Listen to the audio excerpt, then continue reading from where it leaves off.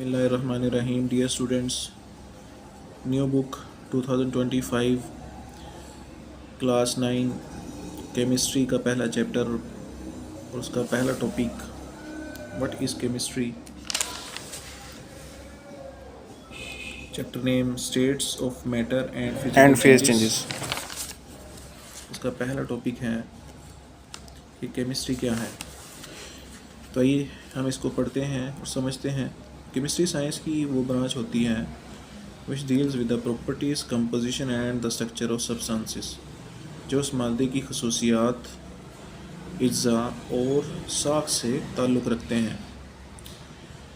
इससे मुराद ये है कि जो सब्सटेंस है उसकी खसूसियात क्या हैं, उसकी कलर क्या है, उसका स्मेल किस तरह से आती है, उसकी फ़िज़िकल अपीयरेंस क्या है, वो दिखता किस तरह से है। कंपोजिशन से मुराद यहाँ पर वो कंपाउंड किस तरह के एटम्स से मिलकर बना हुआ है, कौन कौन से एटम्स आपस में बॉन्ड्स बनाए हुए हैं और एक मालिक्यूल कंपाउंड या एलिमेंट की शक्ल में पाए जाते हैं, और उनकी परसेंटेजेस क्या है हर एक एटम की। And the structure of substances से मुराद यहाँ पर जब वो एटम्स आपस में या मालिक्यूल्स आपस में कनेक्ट हो जाते हैं बॉन्ड्स के ज़रिए से, तो उनकी साख्त क्या है। It also deals with the physical and chemical changes in matter. तो केमिस्ट्री जो है वो तबई और केमिकल चेंजेस का भी नाम है। मादे में जो भी तबई और केमिकल चेंजेस होती हैं, लाज और प्रिंसिपल को गवर्न करते हुए, उनको फॉलो करते हुए जो भी तब्दीली आती है फ़िज़िकल और केमिकल, उससे ताल्लुक़ रखती है केमिस्ट्री की स्टडी। फ़िज़िकल चेंज असल में ज़ाहरी तब्दीली होती है, आर्जी तब्दीली होती है, जबकि केमिकल चेंज परमानेंट चेंज यानी कि मुस्तकिल तब्दीली होती है किसी भी मादे की हालत में। फ़िज़िकल चेंज मिसाल के तौर पे हम रबड़ बैंड लें और उसको स्ट्रेच कर दें और स्ट्रेच करने के बाद फिर से छोड़ दें तो रबड़ बैंड वापस अपनी असली हालत में आ जाएगा। लेकिन दूसरी तरफ अगर हम उसी रबड़ बैंड को बर्न कर दें तो वो दोबारा से स्ट्रेच नहीं हो पाएगा। ये एक परमानेंट चेंज है और पहली वाली चेंज फ़िज़िकल चेंज थी। इसके बाद सेकंड पैरा है determination of composition represents finding out percentages of elements and compounds in A sample of matter. जैसे मैंने आपको शुरू में बताया कि कंपोजिशन बेसिकली उस मादे के सैंपल में जो एलिमेंट्स और कंपाउंड्स हैं उनकी परसेंटेजेस की डिटर्मिनेशन, उनकी फाइंडिंग कंपोजिशन कहलाती है कि किस किस परसेंटेज में वो एलिमेंट्स या कंपाउंड्स में एटम्स मौजूद हैं। स्ट्रक्चर ऑफ मैटर मींस साख्त मादे की साख्त से मुराद the arrangement of atoms in matter, कि मादा जो है वो उसमें एटम्स किस तरह से किस अरेंजमेंट के साथ, किस तरतीब के साथ आपस में कनेक्टेड हैं, किस बॉन्ड के साथ, किस तरह के बॉन्ड्स के साथ कनेक्ट होने के बाद मुख्तलिफ अरेंजमेंट्स बनाए हुए हैं। Both physical and chemical changes may be brought about by absorption और एवोल्यूशन ऑफ एनर्जी। किसी भी तरह की तब्दीली चाहे वो तबई हो या आर्जी हो या मुस्तकिल हो, केमिकल हो, वो तब वाक़ई होगी जब उस मादे में या तो तवानाई जज़ब होगी या ख़ारिज होगी। नेक्स्ट टॉपिक है ब्रांचेस ऑफ केमिस्ट्री। केमिस्ट्री एक बहुत वास्ट सब्जेक्ट का नाम है। तो केमिस्ट्री को कई तरह की ब्रांचेस में डिवाइड किया गया है। आपकी बुक में 11 जो ब्रांचेस हैं उनका तज़किरा है। तो आइए हम इसे देखते हैं। तो बच्चों, branches of chemistry to understand the widely spread complex subject of chemistry. चूँकि केमिस्ट्री एक बहुत कम्प्लेक्स सब्जेक्ट है, इसको समझने के लिए and to concentrate on its specific aspects, और उसके मुख्तलिफ एस्पेक्ट्स के ऊपर गौर करने के लिए chemistry is divided into many distinct branches. Chemistry को बहुत सी ब्रांचेस में, बहुत सी शाखों में तकसीम किया गया है। These branches have distinct areas of study. Her branch जो है वो ख़ास एरिया से की तालीम, उसको जांचने और स्टडी करने का नाम है फॉर द साइंटिस्ट, साइंसदानों के लिए, to focus on and to achieve breakthroughs and advancements, ताकि मुख्तलिफ़ इस्लाहात और ब्रेक थ्रूज़ जो है उसे हासिल की जा सके। तो पहली जो ब्रांच है उसका नेम है physical chemistry. This branch investigates how substances behave at atomic and molecular levels. Physical chemistry में मादे की या अशिया की जो स्टडी है वो एटॉमिक और मॉलिक्यूलर लेवल पर की जाती है, यानी किसी भी सब्सटेंस को एटॉमिक और मॉलिक्यूलर लेवल पर स्टडी किया जाता है कि उसमें किस तरह के मॉलिक्यूल्स हैं, किस तरह के एटम्स हैं और कितनी उनकी परसेंटेजेस हैं। तो बेसिकली फ़िज़िकल केमिस्ट्री जो है वो, अगर हम इसका एक ओवरऑल एक जायज़ा लें तो उससे हमें पता ये चलता है कि असल में फ़िज़िकल केमिस्ट्री जो इन चीज़ों के ऊपर अहाता किया हुआ है वो basically change of rates of reactions हैं। अब ये रेट्स ऑफ रिएक्शंस क्या होते हैं? मुख्तलिफ़ रिएक्शंस मुख्तलिफ़ टाइम पीरियड में कंप्लीट होते हैं। तमाम रिएक्शंस एक ही वक्त में कंप्लीट एक ही टाइम पर नहीं होते। तो इन हर तरह के रिएक्शंस के रेट्स की स्टडी जो है वो फ़िज़िकल केमिस्ट्री में की जाती है, और वो भी इंडस्ट्रियल स्केल पर। तो it provides clear explanation as to how fundamental physical laws governing our world cause atoms and molecules to show specific characteristics and in turn react to give huge structures related to life।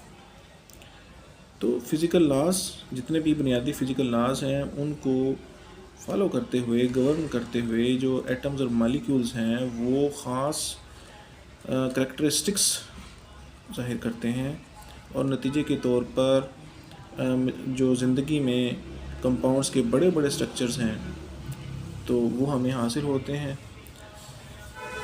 Physical chemistry is also used to predict and change the rates of reactions.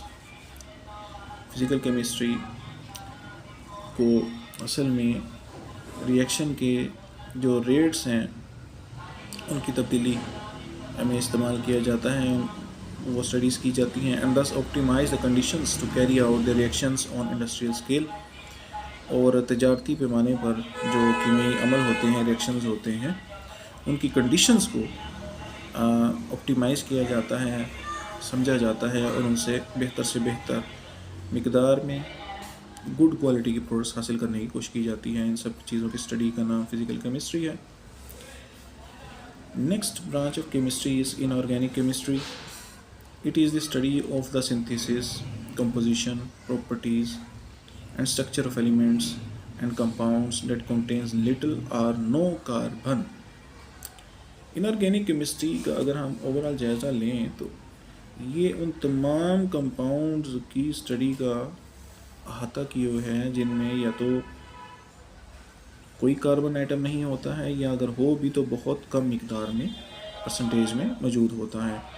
तो carbon atoms के अलावा जितने भी compounds हैं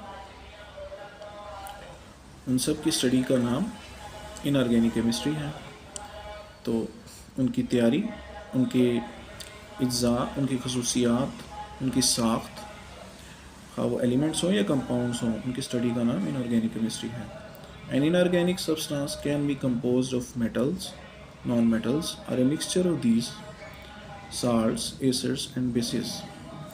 तो inorganic जो substances हैं वो मेटल्स भी हो सकते हैं, नॉन मेटल्स भी हो सकते हैं, इन दोनों का मिक्सचर भी हो सकते हैं, नमकियात भी हो सकते हैं, तेज़ाब और असास भी हो सकते हैं। मेटल्स जो हैं वो धातुओं से ताल्लुक़ रखती हैं जिनमें ब्राइटनेस होती हैं, जो गुड कंडक्टर ऑफ इलेक्ट्रिसिटी होते हैं, गुड कंडक्टर ऑफ हीट होते हैं। नॉन मेटल्स जो हैं इनके ऑपोजिट होते हैं। और साल्ट्स को नमकियात और एसिड्स और बेसिस को तेज़ाब और असास कहा जाता है। Inorganic compounds are used as fertilisers, medicines, catalyst, pigments, coatings and much more. Inorganic compounds का जो इस्तेमाल है वो खाद्य बनाने, दो अद्वियात बनाने, कैटलिस्ट बनाने, पिगमेंट्स बनाने, कोटिंग्स बनाने और बहुत से दूसरे कंपाउंड जो हमारे रोज़मर्रा ज़िंदगी में इस्तेमाल होते हैं उनकी तैयारी का नाम है। तीसरे नंबर पर जो ब्रांच आती है उसे हम ऑर्गेनिक केमिस्ट्री कहते हैं। It is the branch of chemistry that deals with the carbon compounds, hydrocarbons and their derivatives other than its simple salts like carbonates, bicarbonates, oxides and carbides। तो organic chemistry inorganic से बिल्कुल मुख्तलिफ है, उसके opposite है। तो वो तमाम कंपाउंड्स जिनमें कार्बन मौजूद हो सिवाय कार्बोनेट्स के, बाइकार्बोनेट्स के, ऑक्साइड्स के और कार्बाइड्स के, उन तमाम कंपाउंड्स की स्टडी इस शाख में की जाती है। उनमें हाइड्रोकार्बन्स हैं और उनके मरकबात हैं जिन्हें हम डेरिवेटिव्स कहते हैं। In this branch we study the structure, formation, properties, composition and reactions of carbon containing compounds. तो इस शाख में उन कंपाउंड्स की साख्त, उनको बनाने का तरीका, खसूसियात, अज्जा, जिन चीज़ों से वो मिलकर बने हुए हैं। डेफिनेटली कार्बन तो उनमें एक एलिमेंट लाजमी जुज़ होगा, और उनके रिएक्शंस जो कार्बन से वाले कंपाउंड से ताल्लुक़ रखते हैं, उनकी स्टडी का नाम है। Organic compounds are found in all forms of life and are also essential for life. जो ऑर्गेनिक कंपाउंड्स हैं वो ज़िंदगी में जो जानदार होते हैं उनमें एक लाजमी जुज़्व है। उसके बाद बच्चों हम फोर्थ ब्रांच ऑफ केमिस्ट्री की तरफ चलते हैं, जिसका नाम है environmental chemistry. It is the scientific study of the chemical and biochemical phenomena that occur in this planet. तो हमारे इर्द गिर्द मौजूद जितने भी केमिकल और बायोकेमिकल रिएक्शंस हो रहे हैं, उनकी स्टडी का नाम एनवायरमेंटल केमिस्ट्री है। तो बायोकेमिकल रिएक्शंस जो हैं वो तो सिर्फ जो लिविंग थिंग्स हैं उनमें ही पॉसिबल है, हाँ वो प्लांट्स हों, एनिमल्स हों या ह्यूमंस हों। उनमें जो भी तब्दीलियाँ आती हैं केमिकल रिएक्शंस की वजह से, तो उसे एनवायरमेंटल केमिस्ट्री कहते हैं। इन दिस सब्जेक्ट, इस मजमून में we study the sources, reactions, effects and fates of chemical species in the air, soil and water environments. तो तीनों एनवायरनमेंट्स में, हवा, पानी और मिट्टी में जो भी रिएक्शंस हो रहे हैं, उनके सोर्सेज क्या हैं और उन रिएक्शंस के नतीजे में जो असरात हो रहे हैं, उन सब जो अहाता है, उनकी जो स्टडी है एनवायरमेंटल केमिस्ट्री में की जाती है। विदाउट दिस, इसके बगैर it would be impossible to study, ये नामुमकिन है कि जाना जाए the effects that humans have on the environment through the release of chemicals. तो असल में एनवायरनमेंट में जो सबसे बड़ा इम्पेक्ट आता है, जो सबसे बड़े असरात आते हैं, वो ह्यूमन एक्टिविटीज़ के आते हैं। और ह्यूमन एक्टिविटीज़ जो हम करते हैं वो डेफिनेटली हमारे एनवायरनमेंट पर बड़ा इम्पेक्ट करती हैं, असरअंदाज होती हैं। हमारे इर्द गिर्द के माहौल को, हवा हो, पानी हो, मिट्टी को, उस पर असरअंदाज होते हैं। ह्यूमंस के, इंसानों के जो भी जो इफ़ेक्ट्स हैं, जो हम गाड़ियों का ईंधन चला रहे होते हैं, लकड़ी चला रहे होते हैं, गैस चला रहे होते हैं, तो कोई भी चीज़ हम बर्न कर रहे होते हैं या कोई भी केमिकल रिएक्शन कर रहे होते हैं, तो सबका डायरेक्ट इम्पेक्ट जो है वो एनवायरनमेंट पर होता है, क्योंकि वहाँ पर कोई केमिकल रिएक्शंस हो रहे होते हैं। It helps in understanding the causes, effects and solutions of different types of pollution. तो इन्हीं इंसानी एक्टिविटीज़ की वजह से हमारा जो एनवायरनमेंट है वो पोल्यूट होता है और उसमें पोल्यूशन होती है। उसी पोल्यूशन को जो पैदा हो रही है, उसकी स्टडी का नाम एनवायरमेंटल केमिस्ट्री है। इसके बाद fifth branch of chemistry analytical chemistry है। तो ये बच्चों इसको देखते हैं। This branch of chemistry deals with analysis of different substances. तो असल में एनालिटिकल केमिस्ट्री मुख्तलिफ सब्सटेंसेस की का जो एनालिसिस है, उनके टेस्ट जो हैं, उसका नाम एनालिटिकल केमिस्ट्री है। और ये मुख्तलिफ़ किस्म के इंस्ट्रूमेंट से आजकल मॉडर्न लाइफ में किया जाता है। It involves separation, identification and determination of the concentration of the components present in material things. Analytical chemistry में उस सब्सटेंस की अलहदगी, उसकी आइडेंटिफिकेशन कि वो किस तरह का कंपाउंड है, उसको आइडेंटिफाई करना, और and determination of the concentration of the components, और उनकी जो कंपोनेंट्स उसमें मौजूद हैं उस मटेरियल में, उनकी कंसंट्रेशंस को जानने का नाम एनालिटिकल केमिस्ट्री है।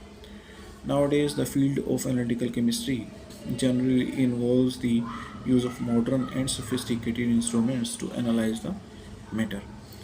तो मौजूदा दौर में एनालिटिकल केमिस्ट्री जदीद तरीक़ों से, सोफिस्टिकेटेड इंस्ट्रूमेंट्स से जो मादे हैं, जो भी कंपाउंड्स हैं, उनसे उनको एनालाइज किया जाता है, उनकी सेपरेशन की जाती है, उनको आइडेंटिफाई किया जाता है और उनकी कंसंट्रेशंस, जितनी कंसंट्रेशन में उस कंपाउंड में कोई भी इम्प्योरिटी हो या प्योरिटी हो, उसको डिटरमिन किया जाता है, उसको फाइंड किया जाता है।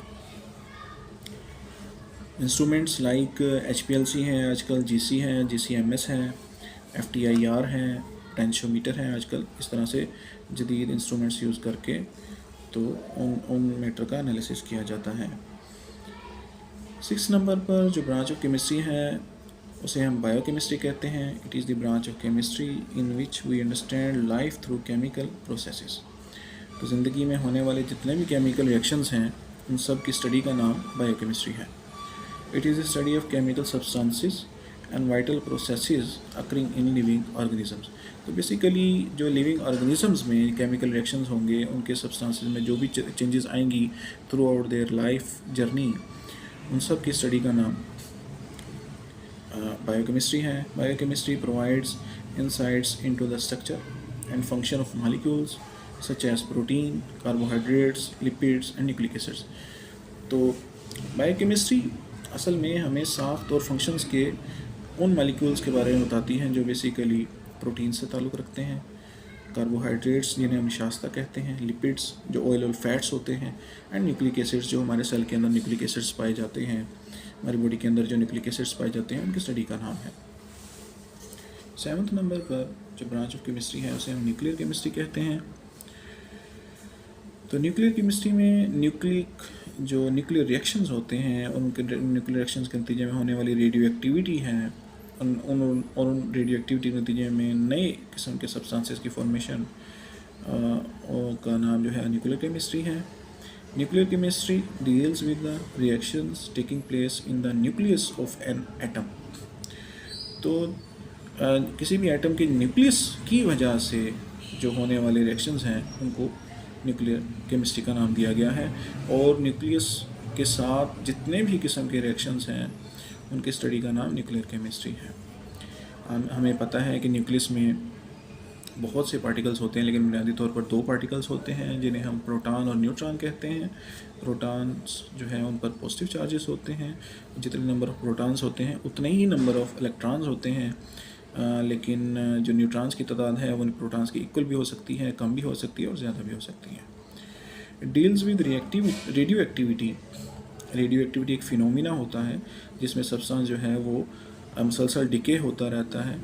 कुछ सब्सटेंसेस इस तरह से डिके होते हैं कि वो 1 सेकंड में एक सब्सटेंस से दूसरे सब्सटेंस में चेंज हो जाते हैं। कुछ ऐसे रेडियो एक्टिव मटीरियल्स भी होते हैं जो कई हज़ार साल गुजरने के बावजूद भी दूसरे मटीरियल में चेंज नहीं हो पाते बिकॉज ऑफ रेडियो एक्टिविटी। तो मुख्तलिफ उनका लाइफ स्पैन होता है। न्यूक्लियर प्रोसेसेस वो जो रिएक्शंस इन सब्सटेंसेस को एक हालत से दूसरी हालत में तब्दील करने का बायस बनते हैं, उन्हें न्यूक्लियर रिएक्शंस कहते हैं, न्यूक्लियर प्रोसेसेस कहते हैं। And transformation in the nuclei of atoms. तो असल में उन एटम्स के न्यूक्लियाई में तब्दीलियाँ हो रही होती हैं। इन सब चीज़ों की डीलिंग जो है, स्टडी जो है वो न्यूक्लियर केमिस्ट्री कहलाती है। Nuclear chemistry has many applications in agriculture, medicine, industry and research. Nuclear chemistry ज़राअत, अद्वियात, तिजारत, कारखानों और रिसर्च से ताल्लुक़ रखती है।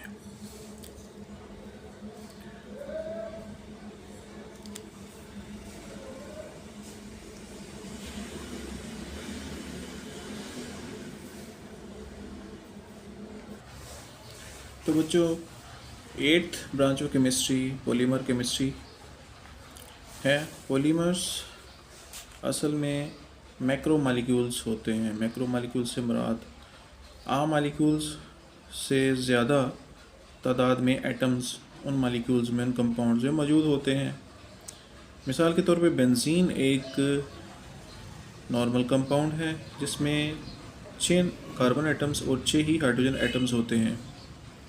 दूसरी तरफ अगर हम ग्लूकोज के मालिकुलर फार्मूला की बात करें तो उसमें 6 कार्बन एटम्स, 12 हाइड्रोजन एटम्स और 6 ऑक्सीजन एटम होते हैं, और वो बेंजीन के स्ट्रक्चर से बड़ा स्ट्रक्चर बनाते हैं और मैक्रो मालिक्यूल्स में आते हैं।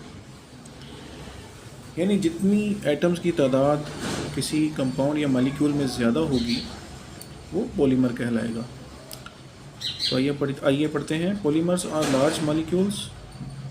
पॉलीमर्स बड़े मालिक्यूल्स होते हैं मेड बाय लिंकिंग टुगेदर, जो एक दूसरे के साथ जुड़े होते हैं, सीरीज ऑफ बिल्डिंग ब्लॉक्स।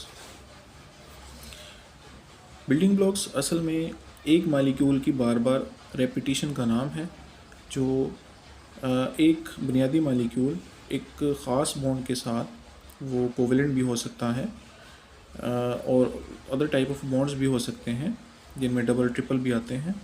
उनके साथ वो रिपीटेडली बार बार वही एक बुनियादी मालिक्यूल आगे कनेक्ट होता चला जाता है चेन की शक्ल में, और एक ब्लॉक बना लेता है जिसे हम बाद में पॉलीमर का नाम देते हैं। Polymer chemistry focuses on the properties, structure and synthesis of polymers and macromolecules.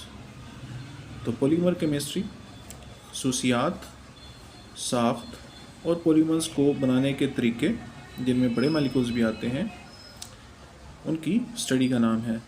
Many materials present in the living organisms including proteins, cellulose and nucleic acids are naturally occurring polymers.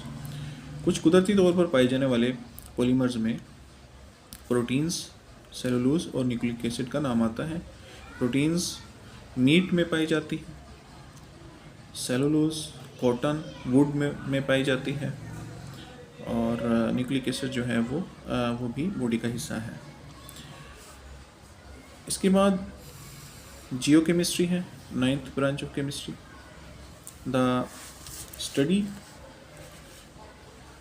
Study of chemical composition of earth and it's sources and minerals is called geochemistry. तो geochemistry असल में इस ज़मीन पर जितने भी अज्जा मौजूद हैं उनकी केमिकल कंपोजिशन, किस केमिकल कंपोजिशन के साथ वो एटम्स आपस में, मालिक्यूल्स आपस में कनेक्टेड हैं, और कहाँ से वो हमें हासिल होते हैं, और उनके मिनरल्स का नाम क्या है, और वो मिनरल्स किस तरह के होते हैं, इन सब चीज़ों की स्टडी का नाम जियोकेमिस्ट्री कहलाता है। मिसाल के तौर पे आयरन पायराइट एक मिनरल है जिससे हमें आयरन हासिल करते हैं, कॉपर इस्तेमाल करते हैं। Apart from it's use in mineral exploration, तो जो मिनरल्स होते हैं वो बेसिकली हमें मुख्तलिफ़ जगहों पर मुख्तलिफ़ किस्म के कंपाउंड्स की शक्ल में हमें मुख्तलिफ़ कंपाउंड्स हमें हासिल होते हैं, और उन कंपाउंड से हम स्पेसिफ़िक एलिमेंट जो है वो हम हासिल करते हैं। मिसाल के तौर पे आयरन ऑक्साइड से हम प्योर आयरन हम हासिल कर सकते हैं। तो आयरन ऑक्साइड एक मिनरल है, और आयरन ऑक्साइड जो है एक सोर्स है आयरन का।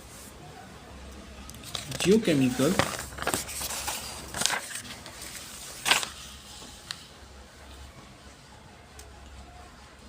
mapping today has applications in environmental monitoring, forestry and medical research। तो मुख्तलिफ़ किस्म की रिसर्चेस के लिए जिनमें जंगलात, मेडिकल और एनवायरनमेंट, हमारे इर्द गिर्द के माहौल पर जो है वो रिसर्च इसी हवाले से की जाती है। 10th ब्रांच ऑफ केमिस्ट्री का नेम मेडिसिनल केमिस्ट्री है। इन this branch of chemistry the chemist tries to design and synthesize medicines or drugs which are beneficial for mankind।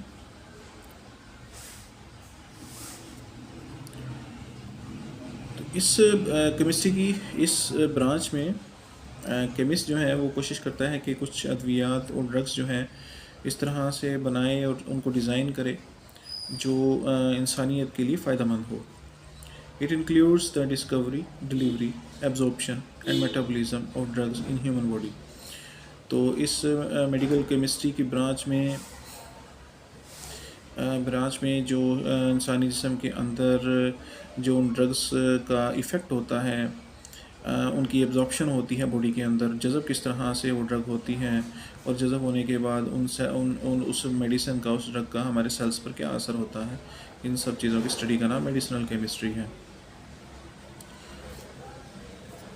Last branch of chemistry, उसका name है एस्ट्रोकेमिस्ट्री। It is study of molecules and ions recurring in space and Interstellar space.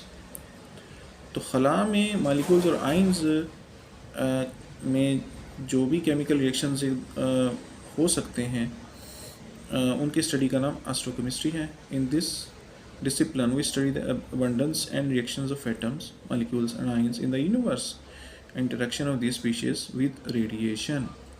तो असल में खला में कोई radiation के आगे कोई रुकावट नहीं होती, तो खला के बाहर जो रेडिएशन है उसमें जो मॉलिक्यूल और एटम्स के दरमियान जो रिएक्शंस हैं रेडिएशन की मौजूदगी में, और उन रिएक्शन की वजह से जो नई कंपाउंड्स वजूद में आते हैं, उन सब चीज़ों की स्टडी का नाम एस्ट्रोकेमिस्ट्री है।